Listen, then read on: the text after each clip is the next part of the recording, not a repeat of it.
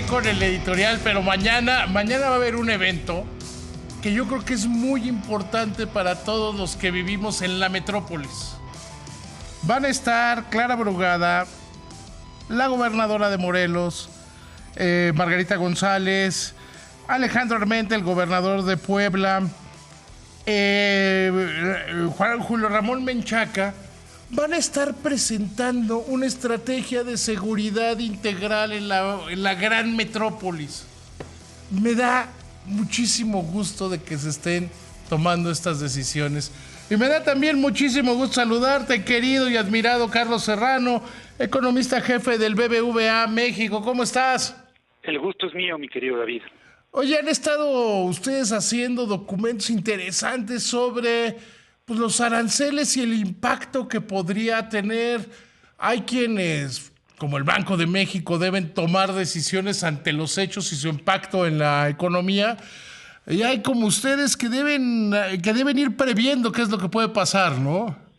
Así es, entonces estamos tratando de estudiar cuáles pueden ser los distintos escenarios, porque hemos visto pues en estas pocas semanas desde que Trump está en la presidencia, amenazas arancelarias de todo tipo, desde el 25% de nuestro país, desde estas del acero y el aluminio, después también el tema de los aranceles recíprocos, hoy se habló de la posibilidad de aranceles automóviles, entonces creo que hay que estar preparado. Por eso estamos nosotros tratando de ver cuáles pueden ser los... Sí, es que hasta hoy son puras amenazas. Sin duda. Porque hoy se le ocurrió, por ejemplo, decir, y qué bueno que sacas el tema, es decir, se me hace que en abril le voy a poner un arancel del 25% a los automóviles hechos fuera de Estados Unidos, porque los arman aquí, los arman en México y los venden los venden en Estados Unidos, ¿no?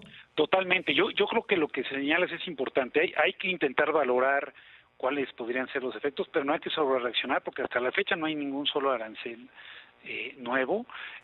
Lo hablamos tú y yo, el del 25% no se ha puesto. Yo creo que la probabilidad de que se impongan son bajas, por el simple hecho de que aranceles del 25% a México afectarían negativamente a la economía de Estados Unidos. Y lo mismo creo que con los demás. Esos aranceles tampoco es que hubiese una orden ejecutiva. Te acordarás, el primer día Trump no habló de ellos en su discurso, no había orden ejecutiva, y solo los mencionó a una pregunta de un reportero que le dijo, oiga, no se animó a ponerle a México y Canadá, y él dijo, bueno, igual les pongo, igual en febrero, pero no parecía algo muy mexicano. Ya causó gran movimiento en todos, ¿no? De todos. Entonces, sí, yo coincido. Primero, creo que el Banco de México hace bien, no hay que cambiar la política hasta que no veamos hechos, pero sí hay que intentar analizar cuáles podrían ser distintos impactos.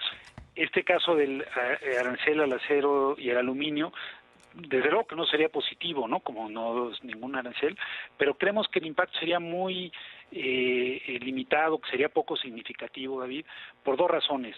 La primera es que se impondría a todos los países del mundo, entonces en ese sentido, pues no es que México estaría... Sí, o sea, no es un golpe directo, es un golpe socializado, como se decía antes. Exactamente. Y segundo, pues para la economía de México pintan poco. Las exportaciones de acero y aluminio son solamente 1% de las exportaciones de México y 0.26 del PIB. Entonces, es negativo, sí, pero no sería nada, digamos, catastrófico para la economía de México. Esperamos de cualquier forma que no se pongan, pero hay que dimensionarlo, ¿no? Sí, o sea, hay que entender que está la posibilidad. El otro día se lo explicaba a alguien con el fútbol americano, que ves la formación, pues no han hecho ninguna jugada, pero a veces se ponen que lo más probable es que corran y lo más probable es que pasen, entonces pues tú lo haces hasta que se mueven. Antes no. Tú te puedes ajustar, pero tú no haces nada hasta que se mueven los ofensivos. Totalmente, y yo creo que en ese sentido no hay que ajustar la política hasta que no veamos exacto cómo se mueve la formación. Y yo te diría, no solamente hasta el momento no ocurrió nada, sino que hoy México es más competitivo para atraer inversiones frente a China de lo que era hace 2 semanas o de lo que era antes que entrara Trump, porque a pesar de todo el enorme ruido, lo único que ha ocurrido es que a China sí le impuso aranceles 10% mayores sobre los que ya tenía y a México no. Entonces, hoy esa oportunidad o ese atractivo que puede tener México frente a China, si acaso es mayor. Entonces, también eso hay que mantenerlo en mente, ¿no? Oye, ¿qué pasa con el nearshoring? O sea, porque parecería que todas estas medidas van a forzar a México a integrarse más, yo creo que es lo correcto, a integrarse más al bloque de América del Norte, que eso andar viendo si traíamos inversiones de otros lados, ¿no? Yo creo que va a ocurrir lo que estás diciendo, David. Yo creo, ya veremos si nos equivocamos. Yo creo que en 2 o 3 años, a pesar de todo este ruido, México va a estar todavía más integrado con Estados Unidos de lo que está hoy, y que hoy, a pesar de que ya no se habla mucho del nearshoring, que la oportunidad sigue ahí. Y creo que México va a estar más integrado por la sencilla razón de que Estados Unidos necesita a México para ser más competitivo frente a otras economías, en particular contra China. México no es que sea un competidor directo de Estados Unidos en muchas de las manufacturas. México es un país que complementa a Estados Unidos en procesos que se realizan a través de cadenas de valor sumamente complejas y que favorecen a Estados Unidos. Entonces, yo creo que se va a incrementar esta relación. Creo que el conflicto con China seguirá y por lo tanto me parece que la oportunidad del nearshoring va a seguir estando ahí a pesar de todo el ruido, y creo que un tema muy importante David es el que señala. Muy seguramente en la revisión del tratado de libre comercio se pedirán reglas de origen más estrictas. El propio Plan México se plantea también aumentar el valor agregado de la producción mexicana en las exportaciones que se hacen hacia el resto del mundo. Eso significa pues mayor proveeduría en México y menor de China. No va a pasar de la noche a la mañana, pero tanto lo que pueda venir de la revisión del tratado como la implementación del Plan México, yo creo que apuntan que habrá mayor valor agregado y más nearshoring. Yo en ese sentido estoy optimista en el mediano plazo, a pesar de los riesgos y del ruido del corto plazo. A ver, lo que pasa es que aquí el punto es, China ya tiene una posición muy poderosa en toda América Latina. Vimos cómo Donald Trump se enfrentó.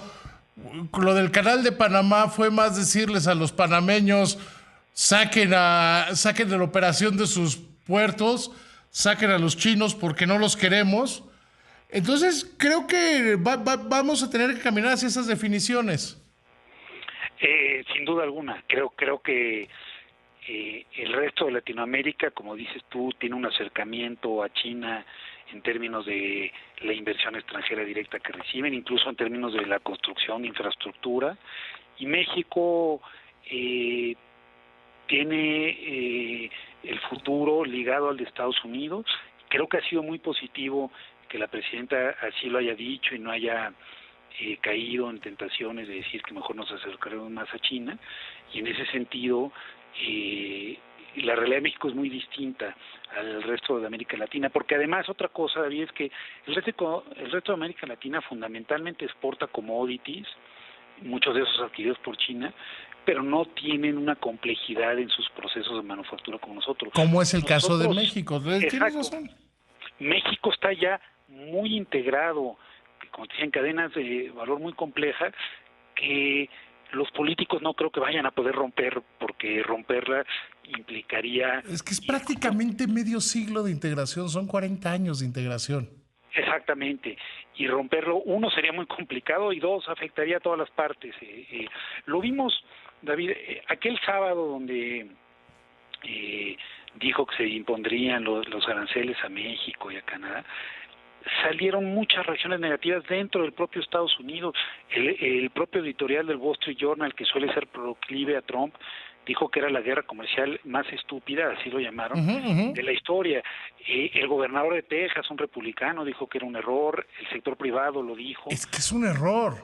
Exactamente. Entonces yo creo que la defensa de libre comercio entre México y Estados Unidos, me parece que va a venir en el sector privado de Estados Unidos.